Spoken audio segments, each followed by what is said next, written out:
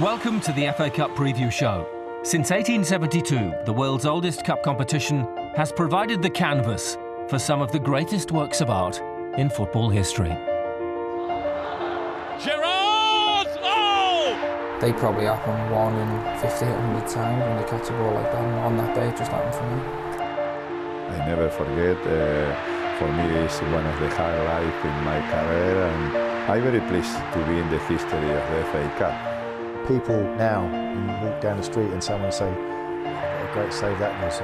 It's one of my favourite memories. To score that goal on that occasion was great for me, and it was great for the team and what Welsh are meant to show. When you're little Hereford United and you've just knocked Newcastle out of the cup, some of them dreams that you have do come true.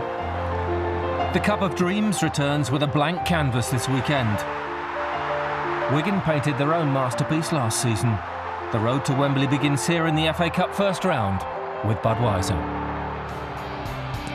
Coming up, having swapped Lions for Wolves, Kenny Jackett remains hungry for success. To have a run in the FA Cup this year would be fantastic if we could do it, if we could achieve it, and starting with a tricky tie at Oldham on Saturday. Staines boss Marcus Gale is forecasting an upset as he goes back to Brentford. It's going to be good. I'll be glad to see them. I know they're going to be glad to see me as well.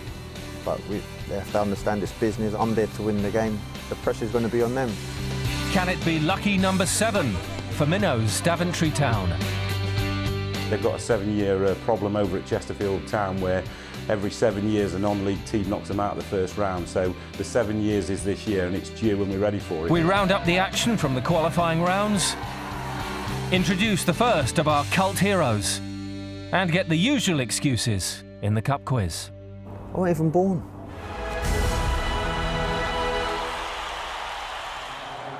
Back in May, Wigan Athletic wrote the latest classic FA Cup chapter with victory over mighty Manchester City. Much has changed at Wigan since, but their victory is a beacon for underdogs up and down the country. Our qualifying roundup begins in the shadow of the DW Stadium with neighbours Wigan Robin Park, who began their cup adventure away at Emley. It's 14 games to get to Wembley for us, but at the end of the day, we'll be happy to get as far as we can. Their more illustrious neighbours didn't have this sort of headache when they arrived at the National Stadium back in May. But like all the minnows, Robin Park's journey is rough and ready to begin with. Having eventually navigated their way into Emley's small arena, the quest for a first FA Cup win got off to the perfect start, Paul Cliff firing his side in front on 3 minutes. Emley equalised, but another set-piece gave the Robins a 2-1 advantage. However, in stark contrast to Ben Watson's late show at Wembley, Robin Park lost in added time. In the 94th minute, Anthony Haig levelled, before Paul Sykes scored an even later penalty. Robin Park's boss was not amused. At the end of the day, and I mean this, at the end of the day, that last 10 minutes is not good enough. We could have been 4-1 away from there. 4-1 away. It's hard to take, especially coming all this way, and I don't know. I'm just happy with Fotlands. Chin up, John. There's always next year. The preliminary round featured the world's oldest club as Sheffield FC entered the fray. We like to say, genealogy-wise, every football fan in the world, whether you support Manchester United or Boca Juniors, we are your great-great-grandfather. From the comfort of his executive box, the chairman watched on as Danny Bacon's sizzling effort gave Shirebrook Town the lead. Stuart Ludlam grabbed an equaliser to earn Sheffield a replay, which they won 4-0. Hastings United reached the third round proper last season and hosted debutants Guernsey. There was to be no repeat run this year as a hat-trick from Ross Allen ended Hastings' interest. Allen's last-minute penalty edging Guernsey to a 3-2 win. Guernsey was set to host the first FA Cup match in the Channel Islands, but had to forego home advantage against Dover in the second qualifying round because of a fixture clash. Played on the mainland at Lancing FC, the Green Lions again had Ross Allen to thank, as 2 second-half goals levelled the tie, after Dover had led 2-0 at the break. But Tony Vance's side immediately conceded a Ricky Modeste goal, finishing Guernsey's first adventure in the FA Cup.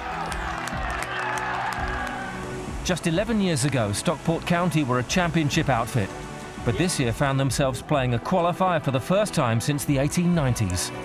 Although still averaging gates of 3,000, the home fans were unable to inspire their side, who fell to a 1-0 defeat against Rushall Olympic.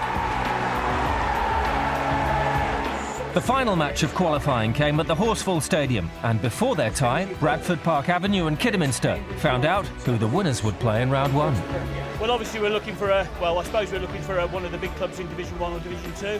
Wolverhampton would be a good one, or Sheffield United. You know, there's quite some big clubs around this area that if we could draw would be a real incentive for today. 53. Bradford Park Avenue or Kidderminster Harris. Number 63. There's Hemel Hempstead Town. Yes. Not the lucrative prize the chairman desired, but a place in the first round was still at stake, and Bradford drew first blood through Alex Davidson. Minutes later, Jack Byrne levelled for Kidderminster. It went to a replay, which the Harriers won 2-1. And this is how the rest of the first round draw shaped up. 28. Number 46. Wolves are the big scalp of the early rounds, and we're with the four-time winners as they face Oldham. There's a capital derby as Marcus Gale takes non-league Staines to former side Brentford. We're with one of the lowest-ranked sides, Daventry Town, aiming to upset League 2 Chesterfield. Winners within a year of each other, Wimbledon and Coventry meet on Friday night. 2008's triumph will seem a lifetime ago for Portsmouth, who begin at Stevenage, whilst highest-ranked Leyton Orient hosts Southport. We'll wrap up the draw later in the show.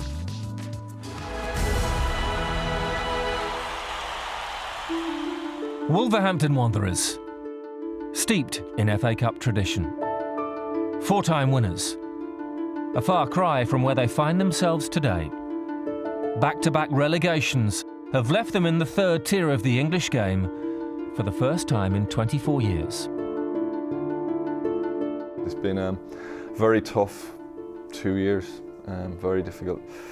From 3 years in the Premier League to all of a sudden in League One, and you couldn't have in your worst nightmare have imagined that was going to happen. Some changes needed to be made. So certainly the relationship between the supporters and the players wasn't a great one. You know, having been in their division last year, and it's tough to win games when that's the case. And then something needs to change. So we needed to change the dynamics of the team. Needed to change the personnel. I suppose it's trying to look at the bigger picture and trying to envisage what it could be in 2 or 3 years' time, and not just thinking, God, here we are, whatever, relegated again.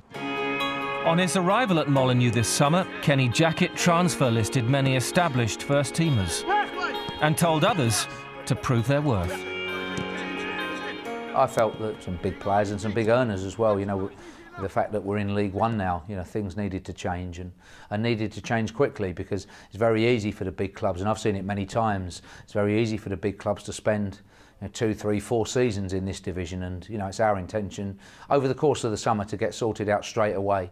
There's been a big turnover of players, you know, a lot more young players who've been given an opportunity to play and have taken it. You know, he's come in and he's not sugarcoated anything, he's got straight down to it, and he's, you know, told us what he expects, and so far so good. You know, people have a smile on their face here and everyone's enjoying it at the moment, and it's good to be involved in.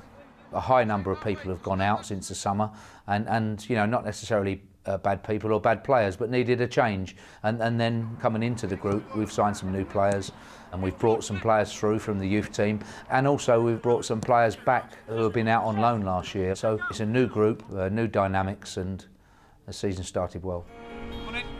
Jackett's Millwall side thrived as FA Cup underdogs last season. The same was the case for Saturday's opponents, Oldham, who embarked on a giant-killing spree of their own. You know, some big scalps, Liverpool last season, and I was going back, they were a very good cup side, particularly at home. So it'll be a tough game for us, we know that, and one we're going to have to work hard to overcome. I suppose in League One we're a decent scalp for teams, you know, we're a big club, Wolves, and you know, take that as a positive. Teams want to come and beat us, and that helps us raise our game. It is what it is. I mean, we accept it. We accept that's the draw. It is a tough one. It's a hard game for us on Saturday if we want to progress in the competition, which we do. And we've got to have to be at our best and really focused to get through this one. And last season, Jacket inspired Millwall all the way to a Wembley semi-final. You have to only take one step at a time, and it's a tricky step, the first one. But we got to Wembley last year with Millwall.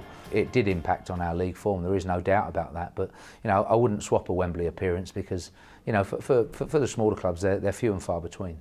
I've never, at Wolves, it's my 5th season I think, and we haven't had a cup run to speak about really at all. So I'd like to have one now. You have to embrace the history and the tradition. It's where we all want to be, and to have a run in the FA Cup this year would be fantastic if we could do it, if we could achieve it, and starting with a tricky tie at Oldham on Saturday.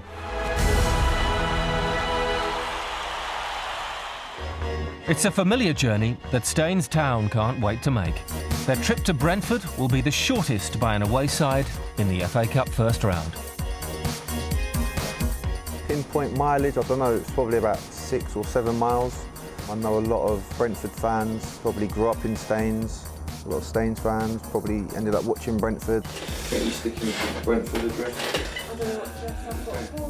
I was sitting in a restaurant in Ascot having some lunch, Chinese lunch and stuff with some friends, and the result came through that, the possibilities we could have Brentford. And it was a crazy feeling. I felt like I just wanted to get my boots on there and then in the restaurant and go practice and get ready for the big match like it was playing that night. What the tie lacks in mileage, it more than makes up for in nostalgia, as the Staines boss returns to the club where he began his career. I've got some very good memories there, fond memories. I remember my debut was, I think, 25 years ago last week. I remember my first touch, which rolled out of the pitch. I remember the response from the crowd. So Brentford had played a significant part in my life, a massive part. My captain, Lewis Farrell, he started there as a 16-year-old. So there's a lot of special connections between the two clubs, and it just made it even more special when they came out the hat. I was watching it on Sunday, and obviously I was pleased going back to a former club where I didn't really play at all. Hopefully if I'm selected from the gaffer, then yeah, it will be an honour to go back there and obviously lead a team out against your former club. Never in my wildest dreams thought I'd be managing against one of my clubs that I've played for, but it's turned out that way, and so I was going to enjoy the occasion and just play it as it is. After taking charge at Staines just 8 months ago, these are Gail's formative months in management. But the Swans boss has plenty of cup pedigree. I've been fortunate to play 2 semi-finals, one for Wimbledon in '97, and the last one was just over 10 years ago with Watford. Oh, Watford have pulled one back. It's Marcus Gale. The FA Cup is a special tournament for myself to play in. I tell my players, people really remember you for your FA Cup goals more than your league goals. Because of what's attached to it. He name drops occasionally every now and again, and obviously he's done well in the FA Cup himself and playing in the Premiership, so yeah, we take note of it. He's remembered as a key component of Wimbledon's direct style during the 90s. But Gale is keen to impose his own footballing philosophy as a manager. I still got to carry that stigma around, oh, you only played for a long ball team, but for me to forge a career, I had to maybe sometimes sacrifice my personal quality to fit into a team. I try and educate my players. I want the ball rolled out from the back, I want passing, build up through midfield instead of just pumping it long into a big target man and taking the shortest route to goal. A lot of people expect your typical long ball English style of football, and that's not something we want to do. We want to get the ball on the floor, play as much football as possible, and he's given us a chance to do that, so it's great for us. And it's with this approach that Staines will hope to get one over on League One Brentford at Griffin Park. It's going to be good. I'll be glad to see them. I know they're going to be glad to see me as well. But they have to understand it's business. I'm there to win the game. The pressure's going to be on them. With how the fans are feeling with them. There's a bit of discontent at the moment. Hey, maybe we can play on that to win a game, try and get through to the next round.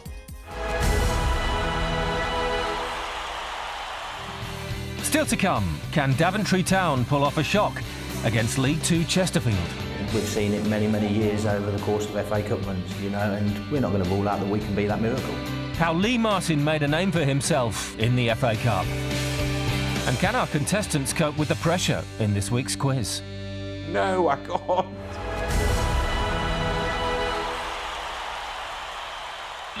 Year upon year, dreams are realised and legends are born in the greatest cup competition. From giant killers to genius, whether an everyman or icon. Over the coming months, our new series will celebrate the cult heroes, whose legacy is defined by a moment of magic in the FA Cup. My name is Lee Martin, scored the winning goal in the 1990 FA Cup final against Crystal Palace. Left-back Lee Martin only scored twice for his beloved Manchester United, but one of those goals will never be forgotten. People always say to me now, what was it like scoring the winning goal at Wembley? And I always say to people, the best thing that I did in football was walking out on a Saturday, up the tunnel, the adrenaline's going and everything, you feel like a gladiator going out into the arena. It's just fantastic. After 3 barren years at Manchester United, the pressure was building on Alex Ferguson to secure some silverware. Martin was one of the players Ferguson turned to in the 1990 final against Crystal Palace. It was probably one of the classic FA Cup finals in the history of the competition. With us being 3-2 down with about 8 minutes to go, you're thinking, oh. And then Mark Hughes popped up and scored an equaliser, and that was a big relief. United had secured a replay, scheduled for 5 days later, but the effects of a long season were taking their toll on Martin, who was a doubt for the game. We trained Wednesday before the Thursday game, and the manager pulled me to one side and he said, are you going to be okay for tomorrow? And I said, oh yeah, no problem, I'm fine, no worries at all. And I knew I had a bit of a problem with the cramp, but I was never going to say, you know, I've got a problem, because I obviously wanted to play. The fullback kept his place in the side and repaid Ferguson's faith. I think there was 60 minutes gone, and I got a shout off the bench from Archie Knox, who was on assistant manager, and he shouted, get forward. I'd had my order, so I got to the edge of the box, and Neil Webb played a fantastic ball onto my chest. And it just missed my arm as well. I remember thinking, oh, he's going to blow for handball in a minute, and I didn't hear a whistle, so chested the ball down. So I managed to get my foot on it, and I saw it go in the top corner. That's the shot they've got there. It's a great picture, to be fair. And I've seen it go in the top corner, and then my legs just locked up with cramp, and absolute agony. The lads are all on top of me. And that was it, that was the only goal of the game. And so I suppose if you're going to pick a time to score, then your first goal for the club and first goal in your career, then it's probably not a bad time to score. We got in the dressing room afterwards, and Archie Knox came over to me, who shouted to get forward, and he came and sat next to me. He said, when I shouted for you to get forward, he said, I wasn't talking to you. We came back on the train, and the police came on to the train and said to the manager and Brian Robson that it's a dry train, so there's no alcohol allowed on the train. So I think, that's not going to happen, is it? So Brian went to the back, and I remember seeing him putting crates of champagne onto the back of the train. That final was a turning point for both manager and player. After that first trophy, Sir Alex would build an empire. Lee Martin would struggle with injury, and after spells at Celtic and Bristol Rovers, he retired.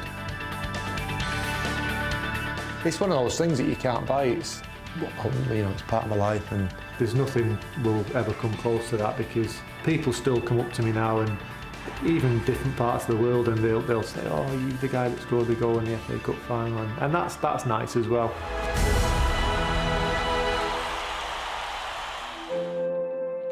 The draw came on the TV and my heart was absolutely pounding. Number 11 is Chesterfield, semi-finalist back in 1997. There was a few clubs that we didn't want to get. We wanted the league club. The chairman, I think, wanted a home tie, but we were happy going away.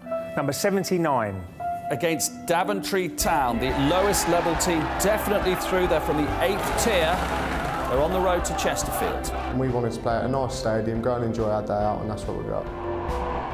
During their 127-year existence, Daventry Town had never made it to the first round of the FA Cup.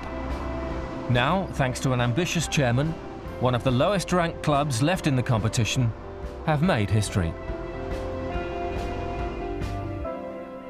Daventry Town has been around since 1886, so it's quite an old club. I got involved with it 7 years ago, and it was at the end of the line, so there's a big back page story in the Daventry Express telling everybody that it was the end of an era and Daventry Town had gone, and I wanted to get involved and see if we could stop that, and we've risen from the ashes. He's absolutely turned the club around. For Ian to go and build what he's done and bring this sort of facility to the town is something exceptional, and takes a lot of commitment, and that's one thing that Ian's got. He's got ambition, he's got commitment, and you know, and hopefully we're going in the right direction now. In the last 7 years, we've had 3 promotions, which has been great, and it's all about getting success on the field and getting more people around it. So people are about to find out who Daventry Town are over the next few years. We're looking forward to it. Like all the minnows, the Daventry players balance their football with full-time jobs. Football is a big commitment, to be honest. After your full-time job, like you're getting from work at 5 o'clock and you're so tired, but then you have to get up and go again. Days like this where it's cold all day, get home, have a nice warm shower, be in a warm house, and then come out and then go back out in the cold. It can be tough, but moments like this make it all well worth it. It's the success that drives you on to do it. Like getting this far, you don't mind coming on a Tuesday and Thursday night to training and then travelling on a Saturday. You get a huge buzz from it when you're doing well. The hard work is paying dividends as Daventry reap the financial benefits of their history-making run. It's a lot of money for the chairman that it's not going to come out of his own pocket now to obviously keep the changing rooms going, the floodlights, it all costs money. 3 league promotions come at a cost. Facilities that we've got here come at a cost, and it's great to have somebody coming back in, and it is by far, in the 7 years, this year alone has multiplied more than any other in income coming back in from this cup run. Never before have Daventry played league opposition, but on Saturday it's League 2 high flyers Chesterfield. I've already spoke to the manager. He said he's not going to set it up any different than usual. We're not going to sit behind the ball and try and defend. We're going to go out there and do the things that we usually do. I'm not the sort of person to go there and try and shut up shop against professional footballers because it won't work. You know, we'll go there and we'll play our game.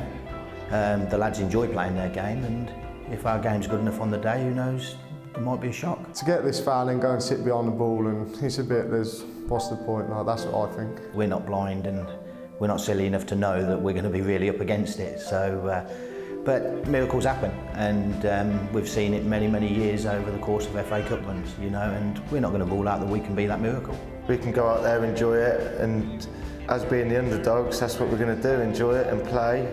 Chesterfield have got to be careful, you know.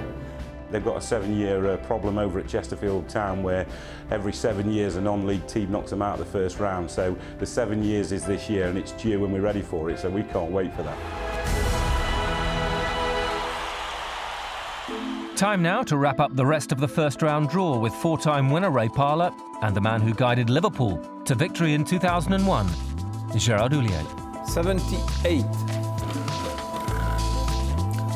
Number 77.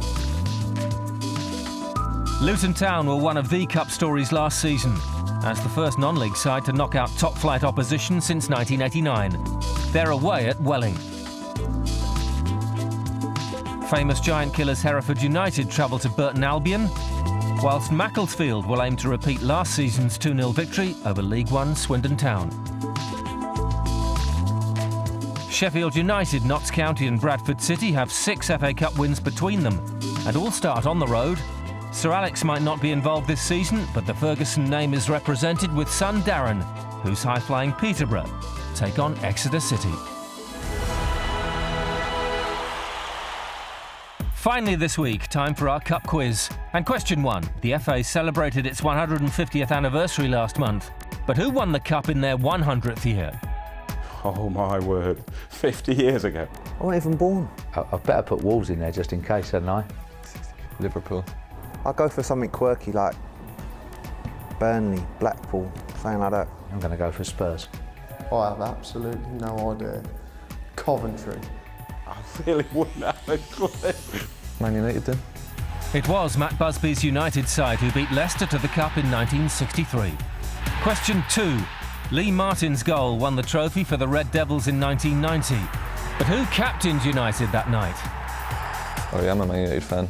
Steve Bruce? Oh, you've got me, you rat. Or Roy Keane? Come on, give us a clue, give us a clue. It's Michael. How many guesses are you giving me? Oh, well, Brian Robson, isn't it? Oh, Brian Robson then. Brian Robson? Well, it's got to be Brian Robson, hasn't it? Brian Robson. It was Captain Marvel himself, Brian Robson. Question 3. Daventry are one of 32 non-league sides participating in round 1, but which of them went furthest last season? Ooh, good question. I ain't got a Scooby. MK Dons? He would know. Martin, who got knocked out last year, non-league, 5th round? Oh, Luton beat us. They were non-league, so... Luton? Luton, it's alright, I got it. I can't remember any other teams, so I'll just go Luton. Stourbridge. I couldn't even make a guess. No, don't know. No, I haven't got that one. You should know, Kenny. Your Millwall team ended Luton's historic run in the 5th round. Question 4, Kenny was a runner-up as a player, but can you name the 2 first-round managers who've won the cup?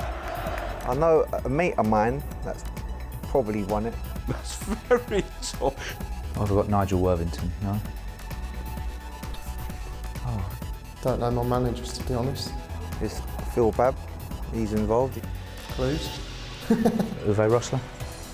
Did he win it with Man City? No? Yeah, those clues are absolutely no good to me whatsoever. You got me, you snookered me on these questions. No, I haven't got it then, no. Oh, I'm not even going to guess then. Just in Edinburgh.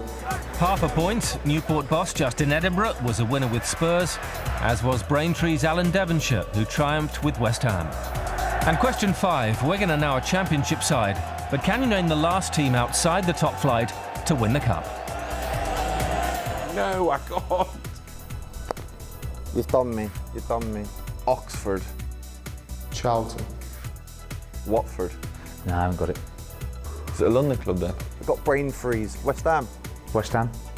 West Ham United, it can only be West Ham United. West Ham? No, they're not there. West Ham, yeah. Got there in the end, Liam. Trevor Brookings' goal secured the trophy for West Ham in 1980. So Kevin Doyle is this week's winner. At Daventry, they must do better. It's pathetic. Sorry about that.